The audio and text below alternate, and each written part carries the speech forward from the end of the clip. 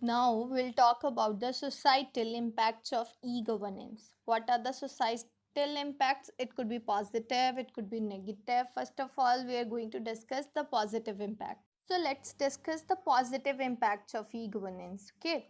So first is improved the efficiency of administration in the service delivery. Somehow it has improved its efficiency of administration.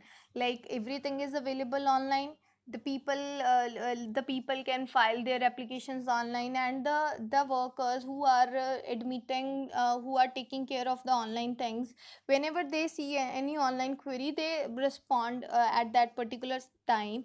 Fine, so it has improved the efficiency of their work and the service delivery. Second point is resulted in reduced waiting time before the work is done. Now everything is online. The like For example, if you need to visit any of the office physically, you need to visit that particular office in some timings. For example, 9 to 5 you need to visit. When the things are online, what you can do is at any time of a day or night you can apply for things, and you will get revert on that. Fine, so it has resulted the reduced waiting time before the work is done.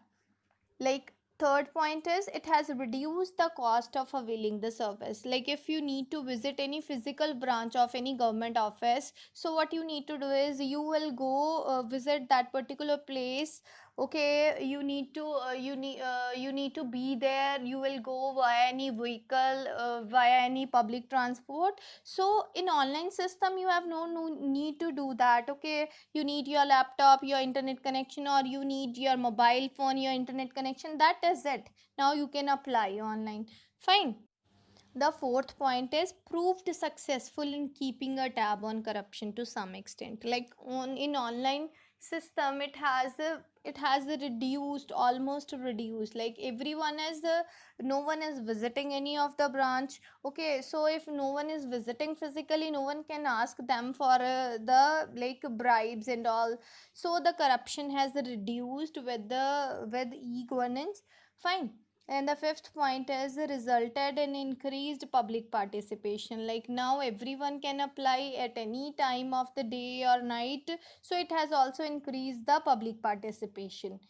The sixth point is resulted in increased transparency and increased accountability of government officers. Now these people take quick action on your queries, because every like their seniors can check their their work at any time, that who is not responding to the queries, who is not responding to the queries on time. So they are keeping check on everything. So it is only possible with the help of e-governance only, because of the online things only. Fine, so these are the positive impacts of the e-governance. Now we'll talk about the not so positive impact, means some of the negative impacts of the e-governance. Like first is people living in the rural and remote areas could not get benefit from the e-governance initiative because of the lack of computerization in these areas.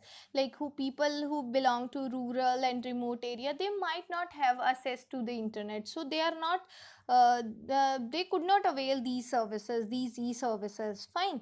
So the second point is not all the services are the part of e-governance, so manual method cannot be avoided. Means not all the system, not that all the government system has been shifted to the online system.